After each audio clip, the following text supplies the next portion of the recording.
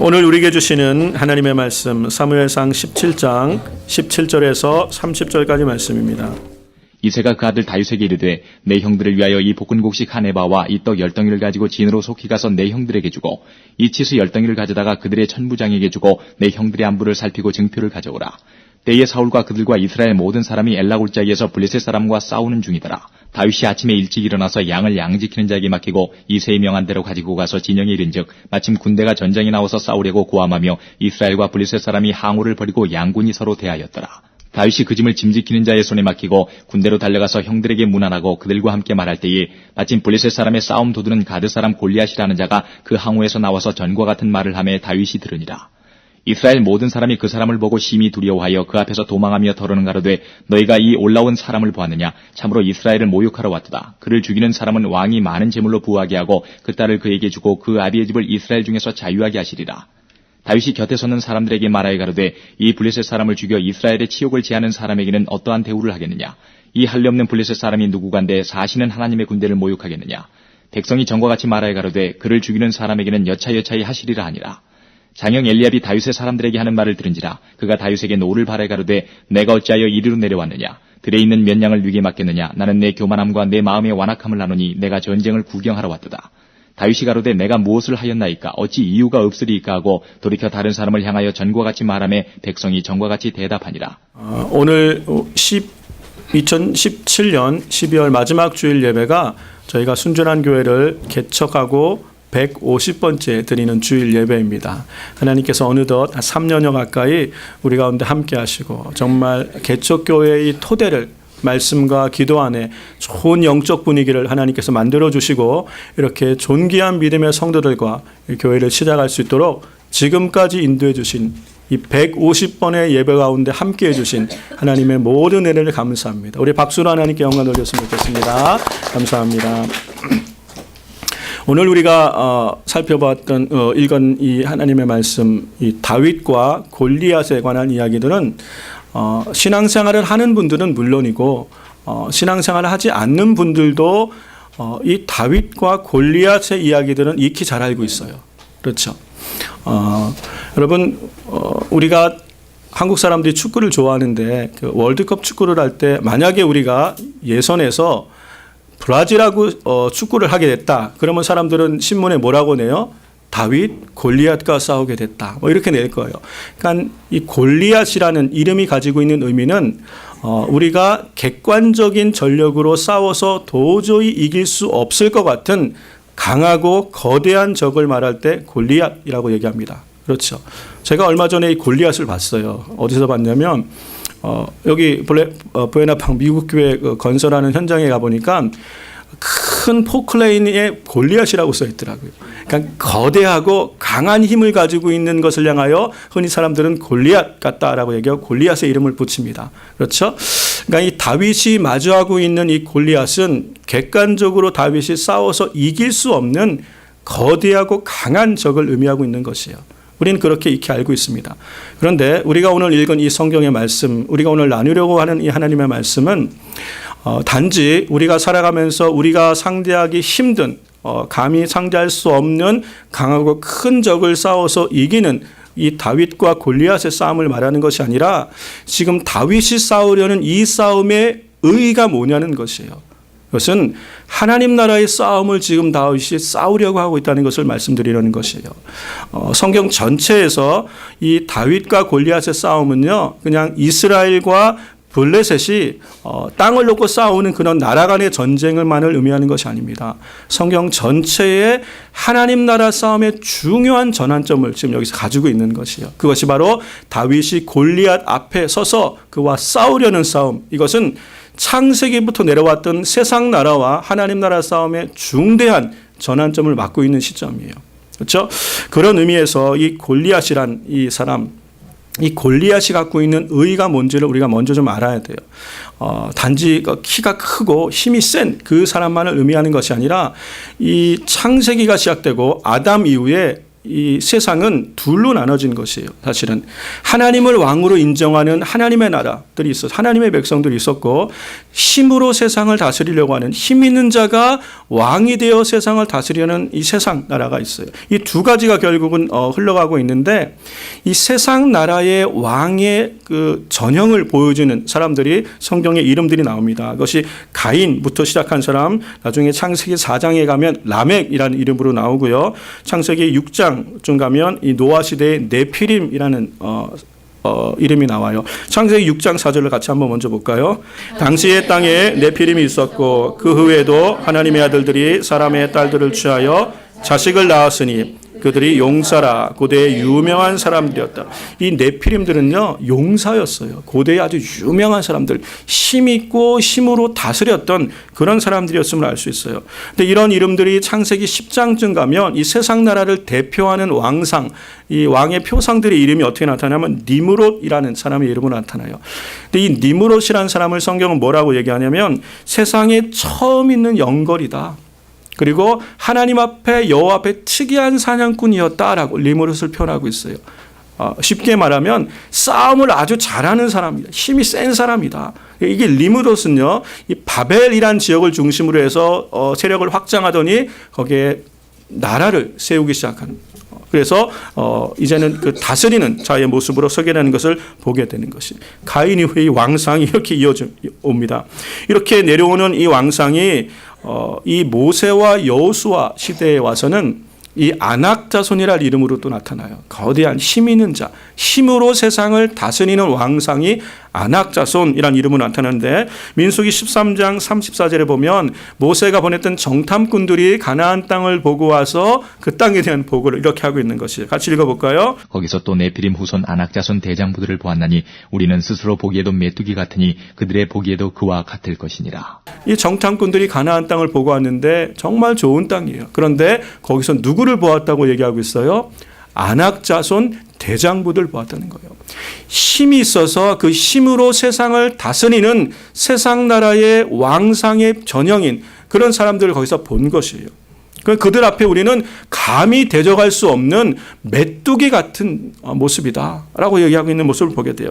그렇게 해서 40년을 이 불신앙 때문에 이스라엘 백성이 광야에서 지내고 나서 이제 40년이 지난 후에 이스라엘 백성들이 이제 가나안에 들어갈 그 시점에 모세가 마지막으로 신명기를 통해서 광야 2세대들에게 하는 고별 설교 가운데 너희가 들어가야 될 가나안 땅에서 만날 사람들에 대한 정보를 다시 광야 2세들에게 주고 있는 말씀이 신명기 9장 1절과 2절인데요. 여기 다시 아낙 자손이 나오는 걸 보게 됩니다. 같이 한번 읽어보겠습니다. 이스라엘아 들으라. 내가 오늘 요단을 건너 너보다 강대한 나라들로 들어가서 그것을 얻으리니 그 성읍들은 크고 성벽은 하늘에 닿았으며 그 백성은 내가 아는 바 장대한 아낙 자손이라. 그에게 대한 말을 내가 들었나니 이르기를 누가 아낙 자손을 능히 당하리요 하거니와. 그렇습니다. 누가 이 아낙 자손을, 이 힘있는 대장부를 누가 능히 당하리요. 이렇게 앞으로 지금 가나안 땅에 들어가려는 이스라엘 백성들 앞에 있는 적이 이 아낙 자손 대장부들이라는 얘기예요. 그런데 뭐라고 말씀하시는 거예요? 하나님이 너희와 함께 들어가서 이기게 하시겠다는, 이 땅을 주시겠다고 지금 모세를 통하여 약속한 것이에요. 이 약속을 받은 여호수아와 이 이스라엘 광야 2세대는 하나님의 약속을 붙들고 이제는 하나님 나라의 싸우는 것이에요. 가나안 정복 전쟁이 뭐예요? 그냥 땅을 차지하는 것이 아니죠. 보세요. 객관적인 전력으로는 절대로 이 출애굽한 광야 2세대들은 그 강대한 철기 문명을 가지고 있던, 견고한 성을 가지고 있던 가나안 족속들을 이길 수가 없어요. 이 싸움 역시 무슨 싸움이란 얘기예요? 다윗과 골리앗 싸움과 마찬가지로 전력상 이길 수 없는 싸움을 지금 여호수아가 시작하는 거예요. 무슨 싸움이란 얘기예요? 하나님 나라 싸움을 시작하는 것이에요. 그럴 때 하나님의 나라의 싸움을 싸우기로 다짐하고 그 믿음으로 시작한 싸움에 누가 함께 하시는 거예요? 하나님이 함께 하셔서 약속한 땅을 주시잖아요. 그 이야기가 여호수아 11장 21절 22절에 나오는데 여기 다시 아낙 자손에 대한 이야기가 나옵니다. 그때 여호수아가 가서 산지와 헤브론과 드벨과 아납과 유다 온 산지와 이스라엘의 온 산지에서 아낙 사람을 멸절하고 그가 또 그 성읍들을 진멸하였으므로 이스라엘 자손의 땅 안에는 아낙 사람이 하나도 남음이 없고 가사와 가드와 아스도네만 약간 남았었더라. 여호수아가 이제는 믿음으로 하나님 나라의 싸움을 싸우겠노라고 하나님 앞에 섰더니 하나님이 그와 함께 하시고 이스라엘과 함께 하셔서 세상 나라의 전형, 세상에 힘 있는 자의 전형인 이 아낙 자손을 물리치고 진멸하고 이기게 하신 것을 보아요. 하나님 나라의 싸움을 싸운 것이죠. 이렇게 여호수아가 가나안 땅 정복 전쟁을 하고 사사 시대 400년이 흐른 후에 이제는 다윗 시대가 되었을 때 이 아낙 자손의 모습이 어떤 이름으로 나오는지 사무엘상 17장 4절의 말씀을 같이 한번 읽어보겠습니다. 블레셋 사람의 진에서 싸움을 도두는 자가 왔는데 그 이름은 골리앗이요 가드 사람이라. 그 신장은 6규빗 한 뼘이요 신장이 6척이 넘는 거구, 그러니까 3미터가 넘는 대장부예요. 대장부. 이 사람이 어디 출신이라고요? 블레셋 가드 출신. 아까 우리가 그 400년 전에 보았던 여호수아가 말했던 이 유다 땅, 이 이스라엘 백성 땅에는 하나도 남김없이 아낙 자손을 다 진멸하고 어디에만 남았다고 그랬어요? 가사와 가드와 아스돗. 여기는 블레셋 땅이에요. 지중해 해안과 마주하고 있는 블레셋 땅에만 남아있는 이 아낙 자손들이 이제 400년이 지난 후에 거대한 세력이 되어서 이제는 이스라엘을 핍박하는 그런 세력이 되었어요. 그래서 다윗 시대에 와서는 이스라엘의 대적은 가나안에 남은 족속들이 아니라 이 블레셋입니다. 세상 나라를 상징하는 다윗 시대의 세상 나라를 대표하는 나라가 블레셋이에요. 그곳에 이 다스리는 자의 이름이 아낙 자손 후예들인 골리앗이란 얘기예요. 그러니까 다윗이 지금 마주하고 있는 이 골리앗은 적군의 한 힘 있는 싸움 잘하는 장수와 마주하고 있는 게 아니라 무슨 싸움을 하고 있는 거예요? 하나님 나라의 싸움을 지금 싸우려고 서 있는 것이에요. 이렇게 거대한 골리앗이 이스라엘 백성들 앞에 나와서 살아계신 하나님의 군대를 모독하고 여호와의 이름을 마구 모독하는데 아무도 그 앞에 대꾸하고 대응하지 못하고 있어요. 그렇죠? 지금 이 싸움을 하고 있는데 세상 나라의 대표가 이 하나님 나라의 군대를 모욕하고 하나님의 이름을 모욕하는 이 상황인데 하나님 나라 군대에서는 아무도 반응하지 못하고 다 두려워하고 있는 것이에요. 그럴 때 지금 누가 나서게 되는 상황입니까? 다윗이 나서게 되는 상황을 보게 돼요. 그래서 다윗은 어렸지만 이 싸움의 의의가 뭔지를 알았던 것 같아요. 지금 골리앗과 마주해야 되고 블레셋과 싸워야 되는 이스라엘의 전쟁은 단지 두 나라의 땅을 차지하게 하는 싸움 정도가 아니라 오랫동안 계속되어 왔던 세상 나라와 하나님 나라의 싸움이다. 이것은 혈과 육으로 창과 칼로 무기로 싸워서 싸울 수 있는 전쟁이 아니라 하나님이 함께 하심으로 싸우는 전쟁이다. 그러므로 내가 믿음으로 그와 싸우러 나갈 때 하나님 나와 함께 하신다. 다윗에게 뭐가 있는 거예요?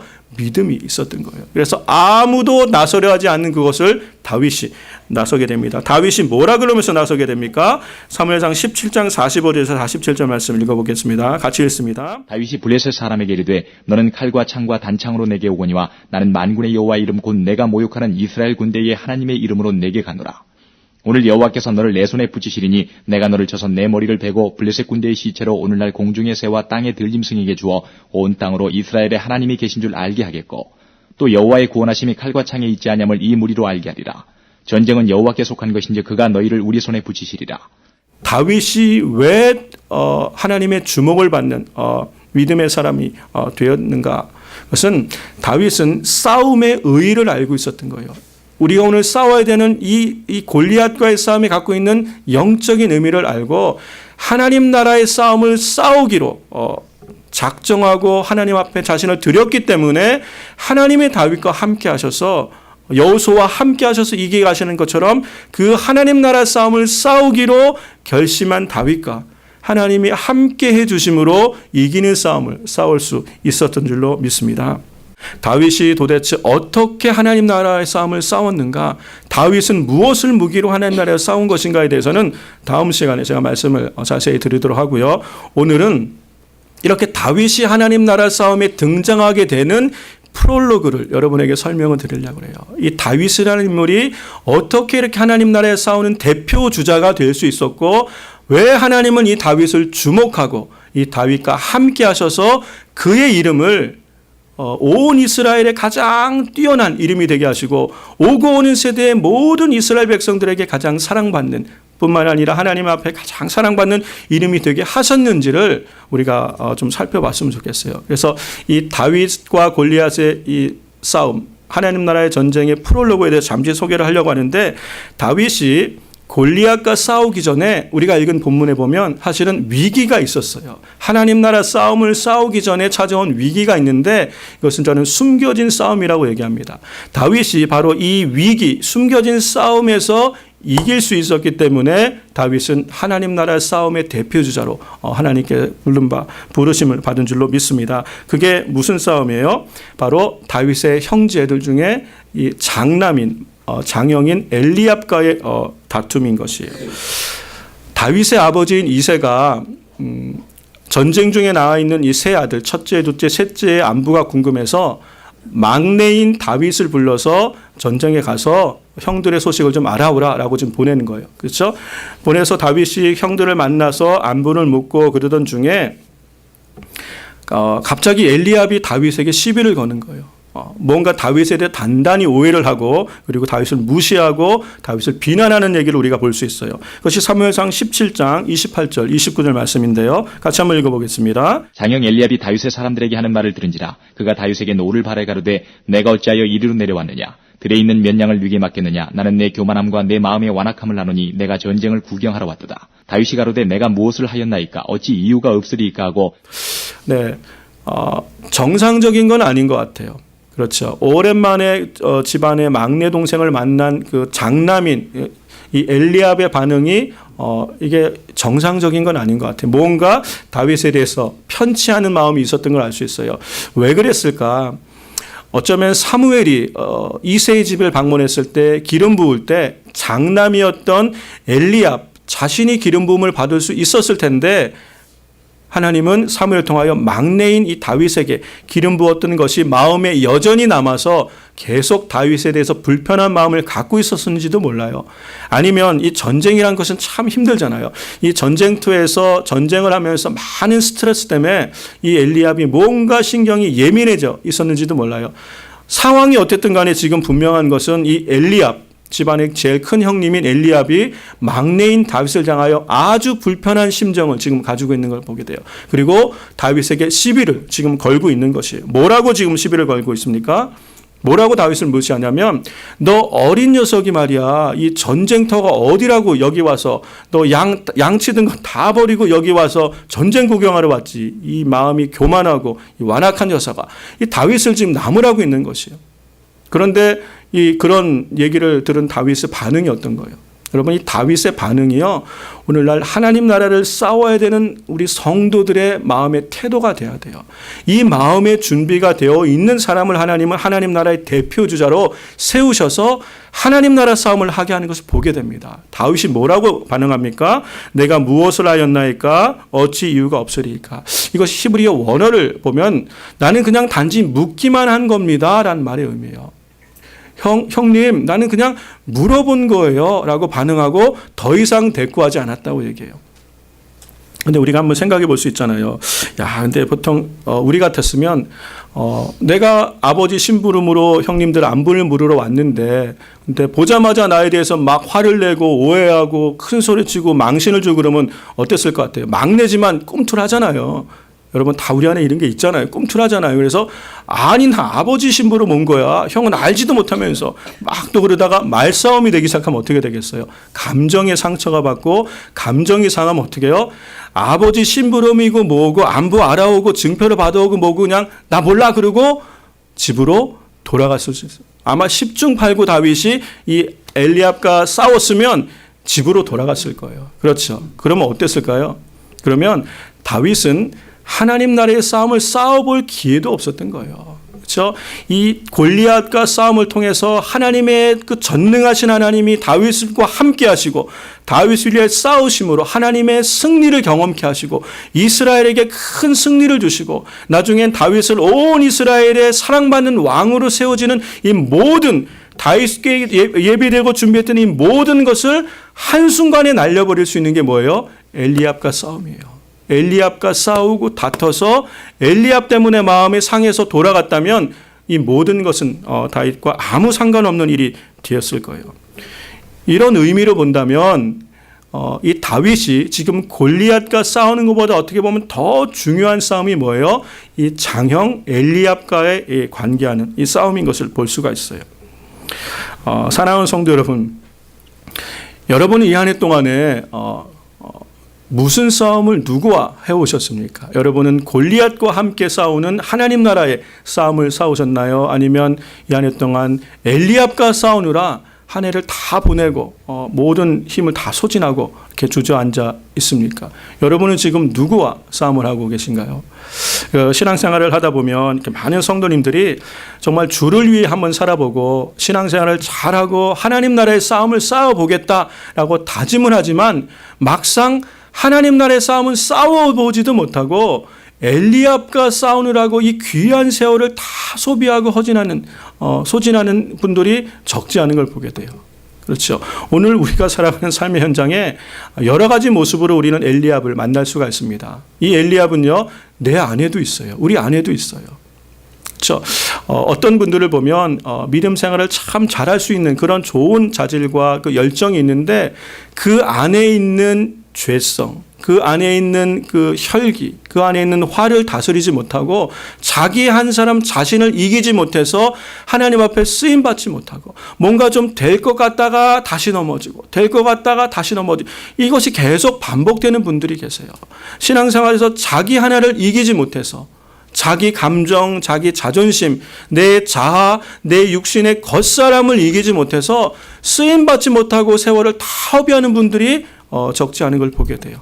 여러분, 우리가 내 안에 있는 엘리압, 내 겉사람과의 싸움에서 이길 때 우리는 하나님이 쓰시는 이 하나님 나라의 싸움을 시작할 수 있게 될 줄로 믿습니다. 어떻게 우리가 이길 수 있겠어요? 성령의 소욕을 의지해서 내 육체를 의지하지 않고 성령의 소욕을 의지해서 주님을 힘입어 우리가 정말 믿음의 싸움을 싸울 때 우리는 내 안에 있는 엘리압과 싸움에서 이기고 그로 말미암아 하나님 나라의 싸움을 시작할 수 있는 믿음의 삶을 살게 될 줄로 믿습니다. 또 어떤 분들은요, 우리 밖에 있는 엘리압과 싸우느라고 시간들을 다 보내요. 이 밖에 있는 엘리압들 중에는 가족일 수도 있어요. 어떤 분은 부부, 어떤 분은 자녀들과, 어떤 분은 부모님과 이렇게 다투느라 이 귀한 시간을 다 보내요. 부부 사이에서 좀 뭔가 신앙생활이 올해는 좀 성장해야 되는데 열심히 하다가도 이 부부 관계 때문에 이게 뭐가 힘들어서 그냥 예배 준비하다가 왜 이렇게 늦는 거야? 뭘 준비하는데 오래 걸려? 이렇게 하다가 다투다가 화가 나가지고 그냥 예배 안 간다. 이렇게 돼가지고 뭐가 턱턱 꺾이고, 자녀들 때문에 속 썩고 자녀와 신음하느라고 뭔가 신앙생활을 좀 제대로 한번 하나님 앞에 해야 되는데 그게 늘 하다가 툭툭 끊어지는 그런 경우들이 있는 걸 보게 돼요.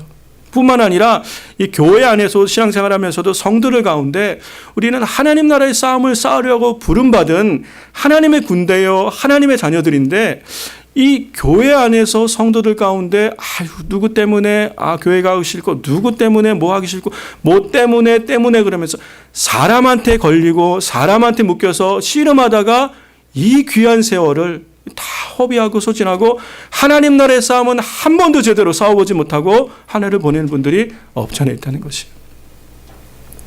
여러분, 누가복음 19장에 보면 이 삭개오라는 사람이 나오죠. 삭개오 들어보셨잖아요. 그죠? 이 삭개오라는 인물에게서 우리가 배워야 되는 게 이 삭개오는 신체적으로 핸디캡이 있는 사람이에요. 그리고 직업도 별로 좋은 직업이 아니에요. 그래서 이스라엘 백성들에게 다 손가락질 받고 그래서 사람들이 많은데 잘 가지 않는 사람이에요. 근데 예수님에 관한 소문을 듣고요. 예수님을 만나고 싶다는 이 마음의 갈망이 생겨서 예수님이 그 여리고에 오셨다는 얘기를 듣고 용기를 내서 나가봤어요. 근데 예수님 주변에 사람이 너무 많은 거예요. 성경에 보니까 사람이 많아 갈 수가 없는 거예요. 그쯤 되면 이 삭개오는 사람들 만나는데 약간 대인 공포증도 있고 육체 핸디캡도 있고 뭔가 사람들이 별로 자기를 안 좋아하는 세리장이었거든요. 그렇기 때문에 그냥 뭐 오늘만 날이냐 다음에 보지 뭐 언제 또 기회가 있겠지라고 돌아섰을 텐데 보통 같으면 이 삭개오는요 나무 위로 올라가요. 우리가 잘 알듯이 뽕나무 위로 올라가서 예수님을 보고 싶은 거예요. 그 마음의 중심을 누가 아세요? 우리 하나님이 아시고 우리 예수님이 아셔서 그 나무 밑으로 삭개오를 찾아서 주님이 친히 오셨어요. 삭개오야 속히 내려오라. 오늘 내가 내 집에 유하여야 하겠다. 그래서 예수님이 삭개오를 만나 주시잖아요. 삭개오가 만약에 사람 때문에 걸려서 사람 때문에 방해를 받아서 그냥 돌아갔다면 오늘 삭개오와 그 집안의 구원은 없었을 거예요. 그렇죠? 사람의 장벽을 뛰어넘을 때 우린 하나님의 나라의 일을 감당할 수 있는 믿음의 사람이 될 줄을 믿습니다. 오늘 이 다윗이 엘리압이라는 그 형제와의 시비를 넘어갈 수 있을 때, 그걸 넉넉히 넘어낼 때 다윗은 하나님 나라의 싸움을 싸우고 있는 골리앗과 마주할 수 있는 자격이 되어주고 하나님 나라의 싸움을 싸울 수 있는 사람으로 하나님이 세워주신 줄로 믿습니다. 사랑하는 성도 여러분, 보세요. 하나님의 나라의 싸움은요, 다윗의 실력으로 싸우는 것이 아니잖아요. 그렇죠? 하나님 나라의 싸움을 싸우겠습니다라고 고백하고 그 자리에 서는 사람을 하나님이 도우시는 거예요. 그 당시 아무도 세상 나라의 대표인 골리앗 앞에 나서는 사람이 없었어요. 그럴 때 누구든지 대표로 나서면 하나님은 그와 함께 하셨을 거예요. 근데 누가 나선 거예요? 다윗이 나선 거예요. 믿음의 사람이 나선 거예요. 그 다윗과 하나님이 함께해 주심으로 다윗을 통하여 하나님은 하나님 나라의 싸움을 해오시고 다윗을 통하여 하나님의 이김과 승기와 영광을 하나님이 보이시고 그 다윗을 존귀한 이름으로 만들어 주신 줄로 믿습니다. 사랑하는 성도 여러분, 말씀을 마무리하면서요. 여러분, 우리가 2017년 한 해를 돌아보면서 나는 혹시 하나님 나라의 싸움을 싸우고 싶었지만 나는 내 눈앞에 있는 사람들 때문에 엘리압과의 싸우느라고 내 모든 시간들을 하나님 앞에서 다 허비하고 부끄러운 모습으로 또 서 있는 것이 아닌가, 이 한 해를 돌아보고 우리가 맞이하는 2018년 새해에는 우리를 얽매고 묶었던 모든 무거운 짐들, 그런 모든 무거웠던 관계들을 엘리압과의 다툼을 다 우리가 벗어버리고 그것이 내 안에 있는 엘리압의 모습이든 우리 가족 안에 있는 모습이든 성도 간에 있는 모습이든 이웃 간에 있는 모습이든 어떤 형태의 엘리압과의 다툼도 이제는 2017년과 함께 끝내고 이기고 이제는 새해에는 하나님 나라의 싸움을 싸울 수 있는, 그래서 하나님께 붙들려서 하나님의 영광과 하나님이 주신 이김과 그 하나님의 크신 능력을 경험하며 또 세상에 전하는 축복의 통로가 되는 우리 순전한 교회 성도님들이 다 되시기를 주의 이름으로 축원합니다. 그러한 믿음의 결단이 있는 여러분 가운데 우리 주님이 함께 하셔서 여러분을 통하여 하나님의 하나님 되심을 드러내는 그런 놀라운 은혜의 역사가 여러분의 삶에 함께 하게 되시는 그런 복된 한 해가 되시기를 주의 이름으로 축복합니다. 아멘.